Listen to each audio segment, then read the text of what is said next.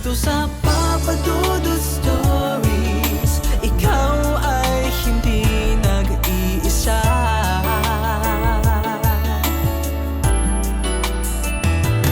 Dito sa Papa Dudut Stories, may nagmamahal sa'yo. Papa Dudut Stories, Papa Dudut Stories. Dear Papa Dudut, sa lahat po ng mga nakatutok ngayon, huwag kalimutan na mag-like, mag-share at mag-subscribe.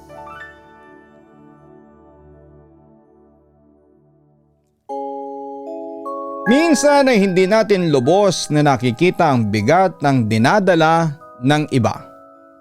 At may mga pagkakataong hindi naman talaga tayo bulag sa mga senyales.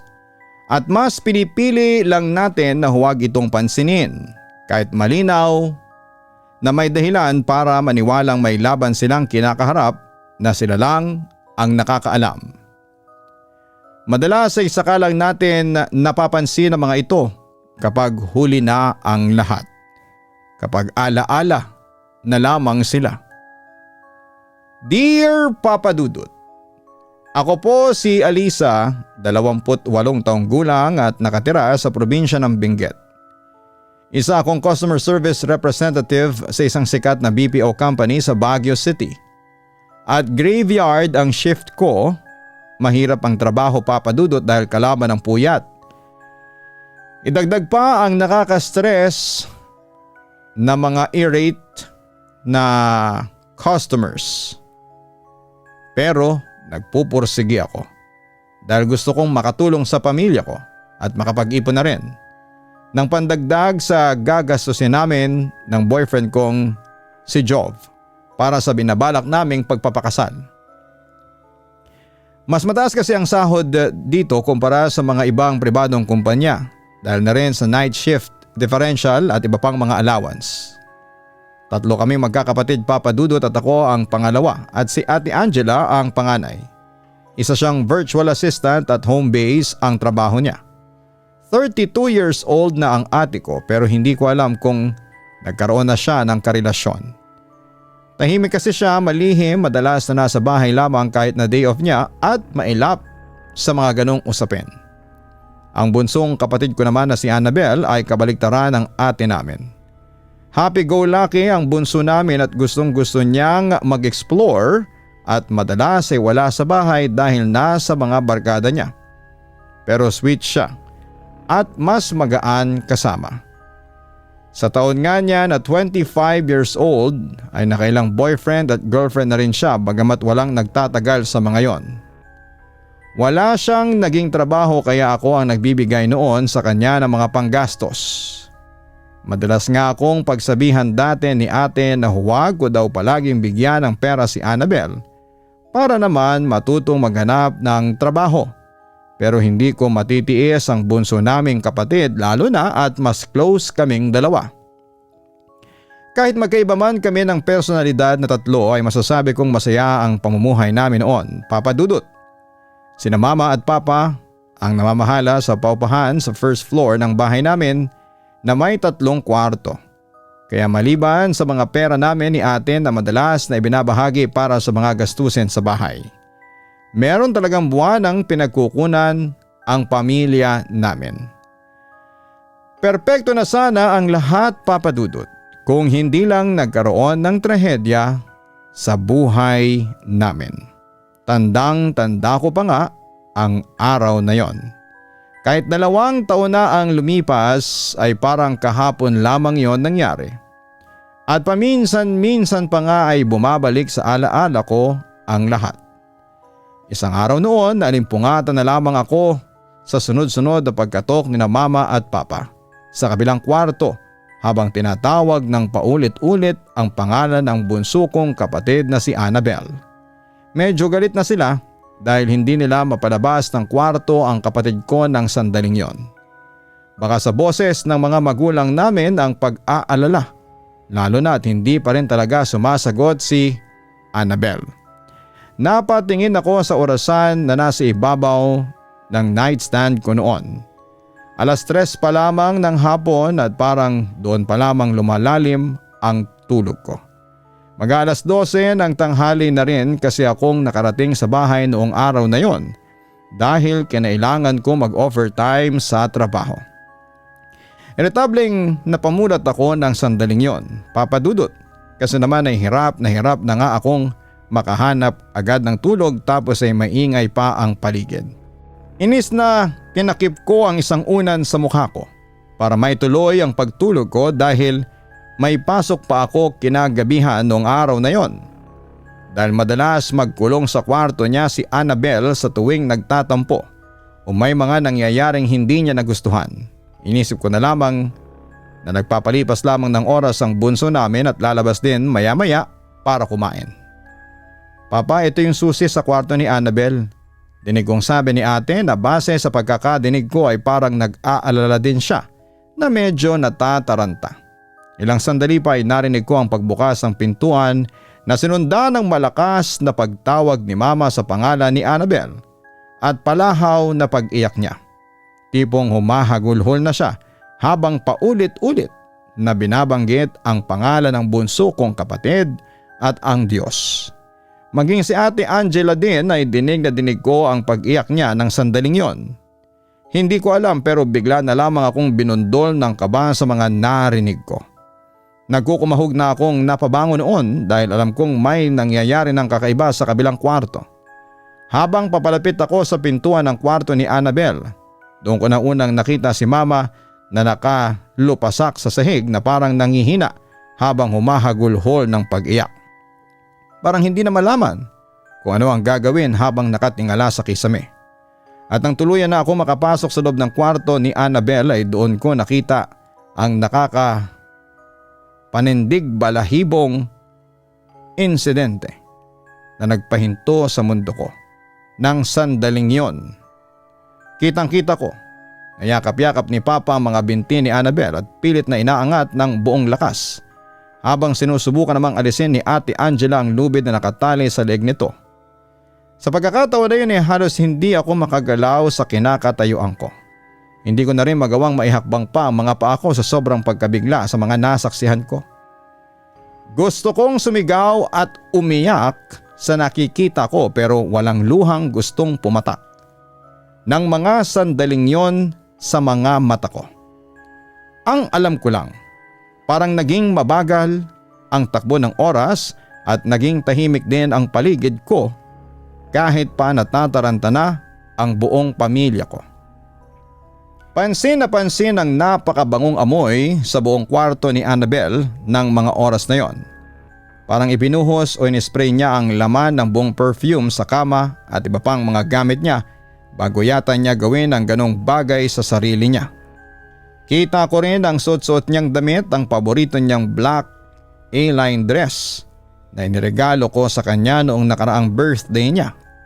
Naka-makeup din siya at masyadong mapula ang mga labi niya dahil sa lipstick.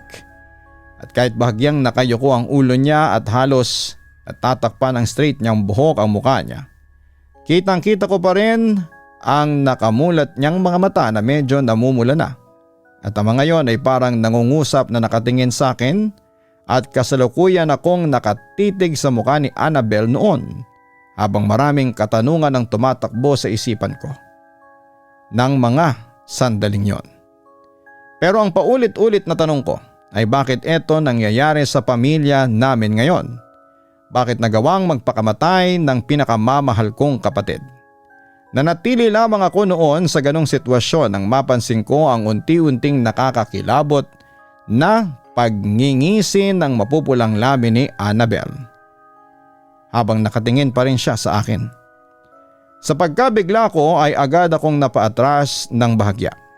Hindi ko alam kung dala lamang ba yon ng pagka-shock sa mga nangyayari kaya gano'n na lamang ang nakita ko o baka dahil lamang sa kakulangan ko ng tulog ng araw na yon. Pero may parte sa isipan ko noon na nagsasabing totoo yung mga nakita ko. Pakiramdam ko nga, Papa Dudut, ay parang may gustong sabihin sa akin ang kapatid ko.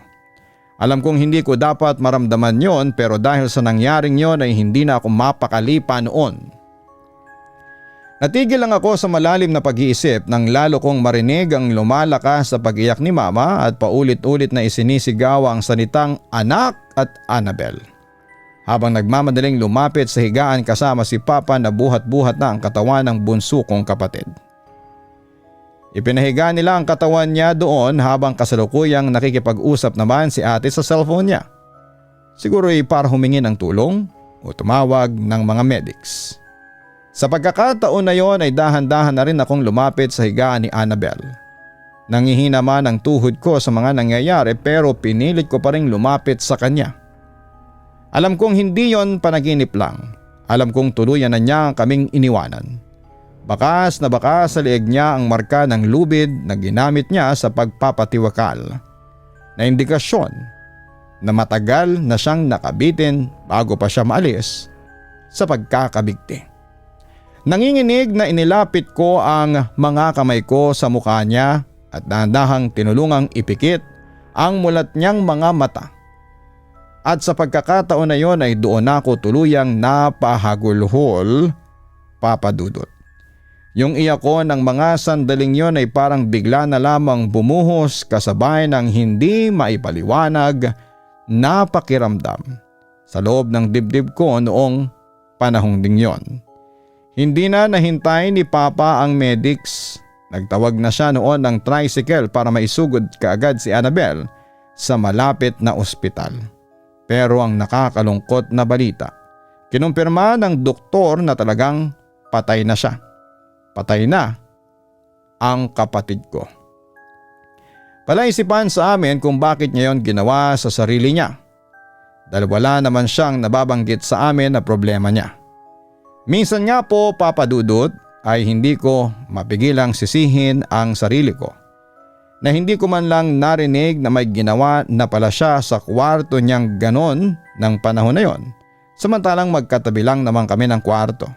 At lalong hindi ko man lang nahalata na may pinagdadaanan siya, samantalang panay ang banggit ko noon sa kanya ng mga problemang pinagdadaanan ko at kinakaharap. Hindi ko man lang naiparamdam sa kanya na okay lang din na magsabi siya sa akin ng mga pinagdadaanan niyang problema, na mapagkakatiwalaan ako dahil mauunawaan ko siya. Hindi ko nga alam, Papa Dudut, kung magaling lang ba siyang magtago ng emosyon niya o sadyang hindi lang talaga namin siya napapansin na may mabigat na siyang problemang dala-dala dahil sa pagiging abala namin sa kanya-kanya naming trabaho at gawain noon. Naisip ko na rin na baka nga isa itong high functioning depression na sinasabi nila dahil kahit mukhang maayos si Annabel kung titignan ay hindi namin napapansin na nakakaranas na pala siya ng kalungkutan. Na baka parang iniisip niyang walang makakaintindi sa kanya kapag nagsabi siya sa amin ng mga problema niya. Maging ang mga kaibigan niya ay hindi rin malaman ang rason kung bakit niya yun ginawa dahil palagi naman daw siyang masaya at nagpapatawa sa tuwing magkakasama sila. Ang palagi lang daw sinasabi sa kanila ng kapatid ko ay wala na kayong mahahanap na kaibigan na tulad ko. Sabay tawa pa na para daw nagbibiro. Marami ang pumunta sa lamay niya, Papa Dudut. Doon ko mas napansin na mas maraming kaibigan at kakilala pala ang kapatid ko. May mga iilan kaming kakilala rin na pumunta pero halos karamihan sa mga bisita ay hindi pa namin nakikita o hindi pa niya na ipapakilala sa amin. Pero may isang tao kaming inaasahang makita noon sa lamay niya na hindi namin nakitang pumunta. At yon ay ang huling boyfriend na pinakilala niya sa amin, Papa Dudut. 2 linggo bago nangyari ang pagbibigti ni Annabel. Natatandaan ko pa nga ang pangalan noon ay Sam. Inisip na lang namin na baka hiwalay na sila noon bago siya nagpakamatay o baka ayaw ng lalaking yon na makita si Annabel sa ganong sitwasyon. Pero ano pa man ang rason, hindi na namin masyadong pinagtuunan pa ng pansin dahil abala kami sa pag-aasikaso ng mga bisita at pagpoproseso ng kung ano-anong mga papeles para sa burol noon. Umabot din ng 5 araw ang lamay, Papa Dudut, bago namin inihatid si Annabel sa huling hantungan niya. Pero may hindi ako malilimutan na nangyari noon sa Pangatlong gabi ng lamay niya, Papa Dudut. Ako ang unang nakaramdam ng kakaiba noon. Alam kong posible talagang mangyaring magparamdam siya dahil na rin sa paniniwala ng karamihan na naglalakbay pa rin ang kaluluwa ng mga taong nagpakamatay. Sinasabing dahil na rin sa wala pa sa libro ng buhay ang kanilang mga pangalan at hindi pa dapat yon nakatakdang oras ng kanilang kamatayan. May mga ibang ang naniniwala na pwedeng sumanib ang kaluluwa nila sa ibang tao kapag may gusto silang sabihin na hindi nila nasabi noong nabubuhay pa sila. Mag-aalauna ng madaling araw noon at mag-isa lamang akong nagbabantay dahil nagkanya-kanyang tulog na ang pamilya ko at ilang mga kamag-anak. Ako kasi ang nakatoka tuwing madaling araw dahil na rin sa mas sanay akong gising sa mga ganong oras. Nakaupo ako noon sa isang monoblock chair sa harapan ng kabaong ni Annabel habang nakikinig ng mga Christian songs sa suot kong earphone. Nasa kalagitnaan ako ng paghahanap ng susunod na ipapatugtog nang parang may narinig akong tumawag sa pangalan ko. Kaya agad kong tinanggal ang earphone sa tenga ko at lumingalinga sa paligid. Pero wala naman akong nakitang ibang tao sa loob. Hindi rin naman ako nakaupo sa malapit sa pintuan o bintana para masabi kong baka may nagbibiro lang sa akin. Medyo kinabahan ako ng mga sandaling yon, Papa Dudut. Pero kinumbinsi ko lang ang sarili kong baka nga inaantok lamang ako. Kaya kung ano-ano na lamang ang naririnig ko. Ibinalik ko na lang ulit ang atensyon ko sa paghahanap ng mga songs sa YouTube. Alisa! Alisa! Bulong na tawag ng kung sino man sa akin. Mas malakas na ng kaunti kesa sa una kong narinig. Sa pagkakataong yon ay mas madiin at parang malapit lang sa akin. Papa Dudut, kaya naman napaangat ako ng ulo at nagpalingalinga. Napahaplos din ako sa bato ko dahil pakiramdam ko ay biglang tumayo lahat ng balahibo ko sa parting yon. Para kasing may malamig na hangin na umikot sa akin na sinabayan pa ng naaamoy kong paboritong pabango ni Annabel. Sobrang tapang ng amoy na parang sinasadyang ibinuhos sa harapan ko. Naisip ko noong sandaling yon na baka nagpaparamdam sa akin ang kapatid ko kaya sinubukan ko siyang kausapin na huwag akong takutin dahil alam naman niya na matatakutin ako. At pagkasabi ko noon, ilang sandali lang ay bigla nang nawala yung amoy ng pabango ni Annabel at wala na rin yung kakaibang lamig na nararamdaman ko. Ang kakaibang pangyayaring yon ay hindi ko na ikinuwento sa pamilya ko, Papa Dudut. Dahil ayaw kong mas lalong makaramdam sila ng lungkot sa pagkawala ni Annabel. Akala ko nga ay yun na ang una at huling pagpaparamdam sa akin ni Annabel. Pero masusundan pa pala yun. May pagkakataon na naaamoy ko pa rin ang pabango niya at minsan ay biglang may naaamoy akong pinatay na kandila at may pagkakataon din na nakakaamoy ako ng bulaklak ng patay kahit na wala ako sa bahay noon. At may pangyayari din na bigla-bigla na lamang may natutumbang mga gamit kahit na wala namang hangin o pwedeng maging dahilan ng paggalaw ng mga yon. Papa Dudut, madalas na din tuloy akong makipag-usap sa hangin na parang kausap ko lang ng direkta ang kapatid ko. Wala akong ideya kung bakit nangyayari ang mga yon. Iniisip ko na nga na kung minsan kung bakit sa akin nagpaparamdam si Annabel samantalang alam naman niyang takot ako sa multo. At ang pinaka hindi ko talaga makakalimutan na nangyari ilang araw matapos namin siyang mailibing. Matapos kasi ang libing, pinilit naming bumalik sa normal ang lahat. Pinilit naming mag-move on, hindi man kaagad pero inuumpisahan na namin.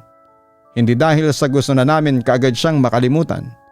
Kundi dahil kailangan naming magpatuloy sa buhay kahit na nasasaktan pa rin talaga kami sa pagkawala niya. Bumalik na ako sa trabaho ng mga panahong yon. Sa parehong graveyard shift, Papa Dudut. Ganon din si Ate Angela na bumalik na rin sa daily routine niya.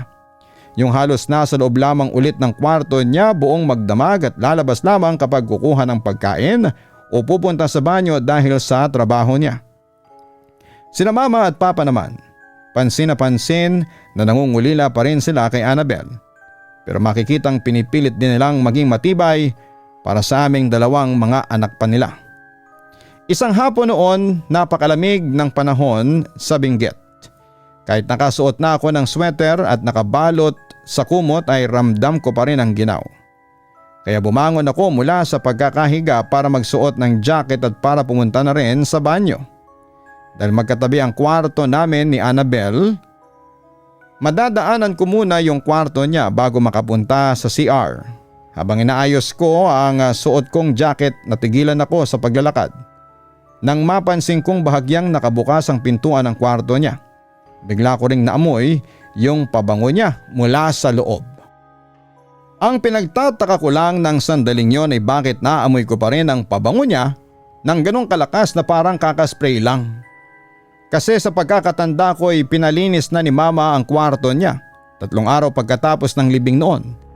At every week ay nililinisan din yon ni Mama at alam ko rin na nakatago sa lagayan ng mga pabango ni Annabel ang paboritong perfume niya. Dahil ayaw din kasi ni Mama yung amoy na yon.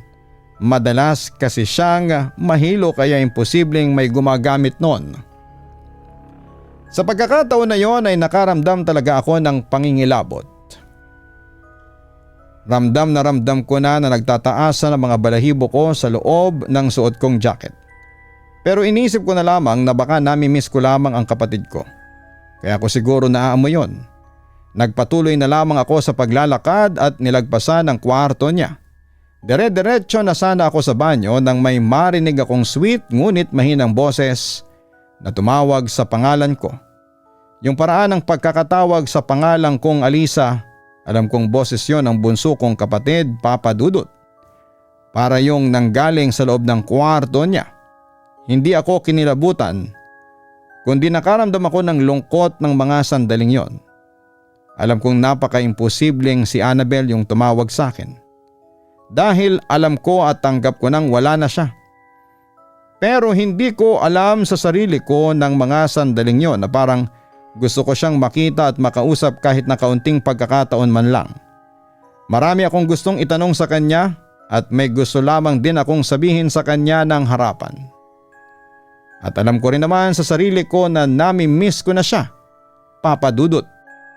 Hanggang sa napansin ko na lamang na tumutulo na pala ang luha ko habang nakatitig sa bahagyang nakabukas na pintuan ng kwarto ni Annabel. Ate, muli ko narinig ang pagtawag niya. Sa pagkakataon na yun ay alam kong mas malapit sa akin ang pinagmumula ng boses na yon. May naaaninag din ako sa peripheral vision ko na isang malabong hugis tao na parang aninong nakatayo sa hindi kalayuan sa tabi ko. May sasabihin ka ba, Annabel? Anong nangyayari sa iyo? Bakit ka nagpakamatay? Bakit mo naman kami iniwan? Sunod-sunod at nanginginig kong tanong dahil patuloy pa rin ang pagpatak ng mga luha ko. Nang lumingon ako sa kung saan ay parang may nakita akong nakatayo. Mabilis itong naglaho na parang guni-guni ko lamang ang lahat. Lumingali nga pa ako sa buong paligid ko dahil nagbabaka sakali akong makikita ko pa ang kapatid ko. Pero wala na talaga akong presensyang nararamdaman na kanina ay nandun lamang. Nang dumating yung gabi, nakakatapos ko lamang maligo. Pabalik na ako ng kwarto ko noon nang biglang pabalibag na bumukas ang pintuan sa kwarto ni Annabel at mabilis din namang nagsara yon muli dahil sa nangyaring parang may kakaibang nagtutulak sa isipan ko na kailangan kong pumasok na sa loob. Binuksan ko yon ng mabuti at pinagmasdan ang kabuuan ng kwarto. Katahimikan ang sumalubong sa akin. Ang bigat sa dibdib na makitang tanging mga gamit na lang niya ang makikita ko sa kwarto niya at wala siya. Mas bumabalik sa alaala ko ang huling senaryo. Na nakita ko siya sa kwartong iyon na nakabigti, sobrang sikip sa dibdib, Papa Dudut. Nagpa siya akong tuluyang pumasok sa loob. Napansin kong wala na ang amoy ng mabango niyang naaamoy ko noong medyo maaga-aga pa. Dumiretso ako sa kama niya at naupo sa gilid noon bago ko inilibot ang tingin sa buong kwarto. Kahit na nilinisan na ang kwarto ay ganoon pa rin ang ayos dahil ayaw ipagalaw at ipatapon ni mama ang mga kahit na anong bagay at mga gamit na naroroon. Nandun pa din ang mga picture na ginunting-gunting at ginawa ng kapatid ko na malaking poster kung saan ay masigla at buhay na buhay siya sa bawat kuha ng mga litrato. Hindi ko alam pero nang mapatingin ako sa ilang pictures niya, napansin kong ang lungkot ng ibang mga ngiti niya doon, Papa Dudut. Siguro nga noong mga panahon na yon ay may pinagdadaanan siyang mabigat na hindi man lang namin lahat napansin. Patuloy lamang ako sa malalim na pag-iisip ng sandaling yon. Hanggang sa hindi ko namalayan na nakahiga na pala ako sa kama niya. Kasunod noon ay parang bigla akong hinila ng antok hanggang sa tuluyan akong nakatulog. Nagising na lamang ako sa yugyog ni Ate Angela. Kanina pa pala niya akong ginigising. Ang sabi niya ay narinig daw niya akong sumisigaw kaya napatakbo siya palabas ng kwarto niya. Dito nga sa kwarto ni Annabel niya ako nakita, dagdag pa niya ay paulit-ulit ko raw na binabanggit ang pangalan ni Annabel. Doon ko lang napansin na basang-basa ng luhang mga mata ko at mga buhok ko sa gilid ng muka ko. At sa pagkakataong yon, hinayaan ko na lamang ang sarili kong magpatuloy sa pag-iyak. Niyakap ako ni Ate Angela habang hinahaplos ang likod ko para damayan. Pagkalipas nga ng ilang minuto ay kumuha siya ng tubig at ibinigay yon sa akin. Tinanong pa nga niya ako kung ano raw ba ang ginagawa ko sa kwarto ni Annabel. At doon ako natulog. Hindi ako makapagsalita ng mga sandaling yon dahil hindi ko rin alam kung ano ang isasagot ko. Katunayan, bago ako gisingin ni Ate Angela ay napanaginipan ko. Noong sandaling yon si Annabel. Buhay na buhay siya sa panaginip ko at kitang-kita ko ang saya-saya niya. Kaya habang ikinikwento niya sa akin ang tungkol sa love story nila ni Sam, sinabi niya kung gaano niya kamahal yung taong yon. Tapos ay biglang lumungkot ang muka ng kapatid ko sa panaginip ko habang sinasabing, "Sorry ate, nahanap ko yung pagkukulang ni Sam kay Kuya Jov." Pagtatapat niya, nagalit daw ako sa panaginip ko. Sinabihan ko raw siyang napakalandi niya na bakit ang boyfriend ko pa ang ginusto niya. Dahil din daw sa nalaman ko ay sinumpa ko siyang maghihirap. Pagkatapos noon ay nagbago ang scene sa panaginip ko. Doon ko na nga nakita si Annabel na nakatali at nakabitin na ang lieg sa lubid. Kitang-kita ko na pilit na inaabot ng mga paa niya yung natumbang upuan pero hindi na niya yon naabot pa. Malinaw ko ring nakita ang paghihirap niya habang unti-unti siyang nasasakal at nalalagutan ng hininga. Pero sa panaginip kong yon ay hindi ko raw siya tinulungan. Hinayaan at pinanood ko lang daw siyang mabawian ng buhay habang nakatingin siya sa akin. Lumuwa raw ang mga mata niya at umagos ang dugo papunta sa mukha niya. Lumabas din ang dila niya dahil sa higpit ng pagkakasakal ng lubid sa leeg niya at bigat niya. At sa panaginip kong yon ay parang nag-i-enjoy akong makita siya sa ganong sitwasyon. Hindi pa doon natapos. Nagawa ko pang humiga sa kama niya hanggang sa makatulog ako. Nagising na lamang daw ako dahil parang may mahigpit na lubid na sumasakal sa leeg ko. Pagmulat ko ay doon ko raw napagtanto na ako na pala ang nakabitin sa lubid. Sa pagkakataon na yon ay ramdam na ramdam ko ang sakit at hirap sa paghinga habang pilit na kumakawala. Nanginginig ang katawan ko sa takot habang unti-unting nararamdaman ang panghihina. Sa may pintuan nandun daw si Annabel. Maputla ang mukha, may dugo sa mga mata at nakatingin sa akin ng diretsyo habang nakakapangilabot na nakangisi. "Kasalanan mo to, Ate Alisa. Kasalanan mo. Hindi mo ako tinulungan." Paulit-ulit din daw niyang binabanggit sa akin yon. Kaya tuluyan na akong napaiyak. Pinilit kong bigkasin ng paulit-ulit ang pangalan niya habang nagmamakaawang tulungan ako. Hanggang sa doon na nga ang puntong ginising na ako ni Ate Angela. Hindi ko alam kung bakit ganon ang napanaginipan ko. At simula nang magising ako mula sa panaginip na yon, Hindi na naalis sa isipan ko ang mga nangyari doon. At nang nakabalik na ako sa kwarto ko ay hindi ko na rin maiwasang mapatanong, bakit pati si Jove ay kasama doon? Naisip ko nga na kung umabot man sa ganon, ang mangyari sa pagitan namin ng kapatid ko ay hindi ko magagawa yon sa kanya. Dahil kung maibabalik ko lang ang nakaraan ay pipiliin kong iligtas siya. Pakikinggan ko ang mga problema niya at hindi siya huhusgahan kahit paman ano ang ginawa niya. Inapoy ako ng lagnat, kumulang isang araw pagkatapos ng pangyayaring yon. Kaya nagpaalam na lamang ako sa coach ko na hindi na muna ako makakapasok. Mabuti na lang at naintindihan naman nila at binigyan ako ng sick leave. May pagkakataong umiiyak pa rin ako sa tuwing naiisip ko ang mga nangyari sa panaginip ko at tuwing maaalala kong wala na si Annabel. Dahil na rin doon ay mas nahirapan pa akong makatulog kaagad. Kinabukasan nang malaman ni Jove na nagkasakit nga ako ay agad niya akong pinuntahan sa bahay.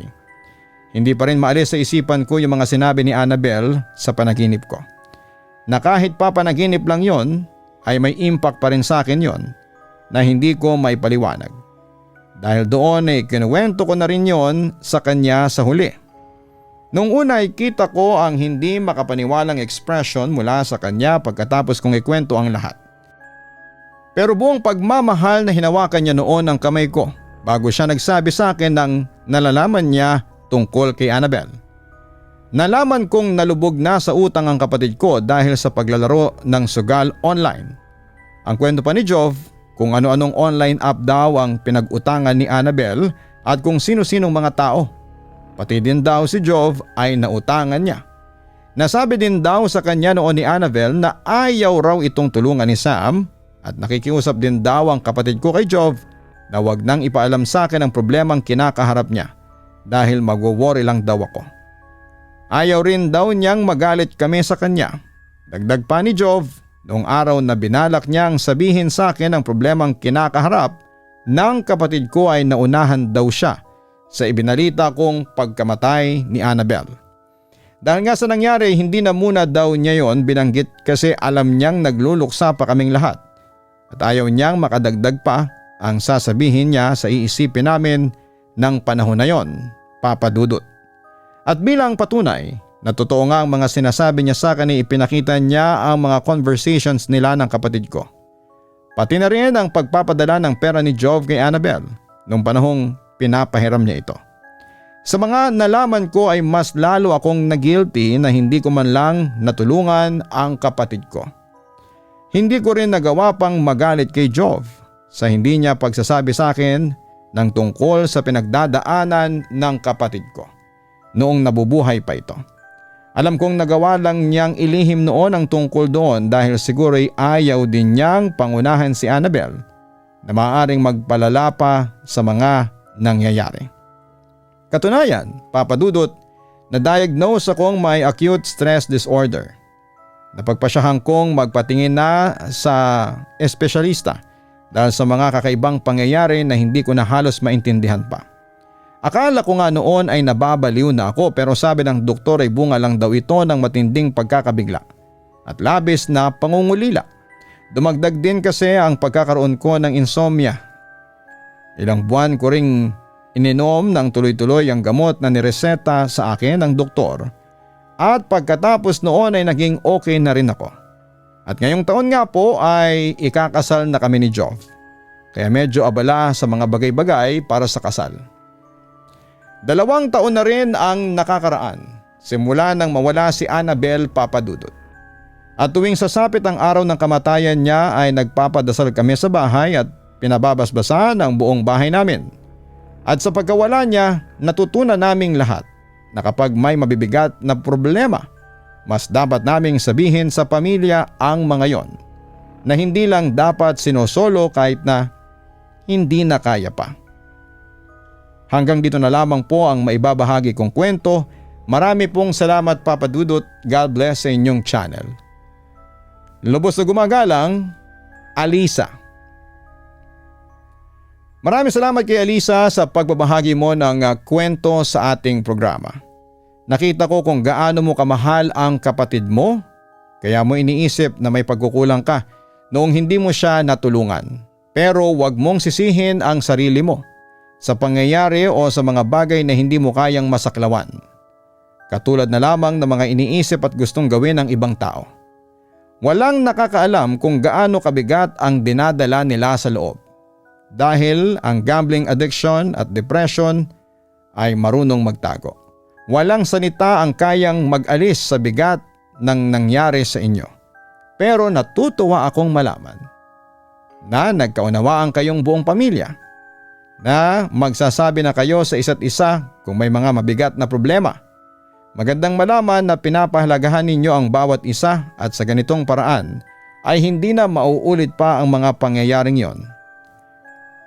Huwag kalimutan na mag-like, mag-share at mag-subscribe. Maraming salamat po sa inyong lahat.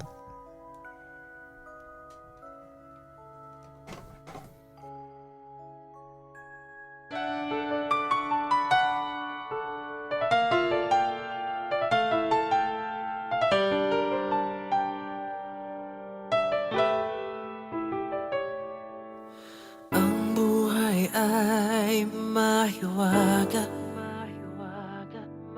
laging may lungkot at saya.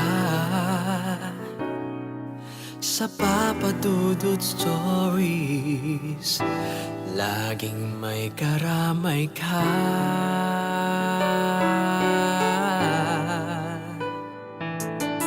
Mga problemang kaibigan, dito ay pakikinggan ka.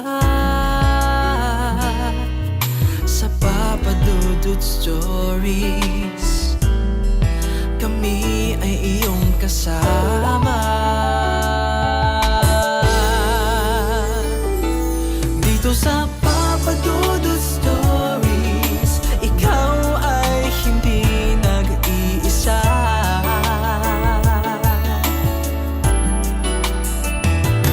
Dito sa Papa Dudut Stories, may nagmamahal sa'yo.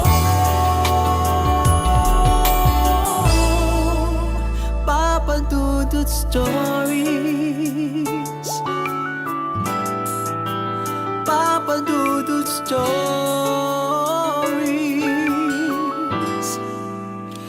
Papa Dudut Stories.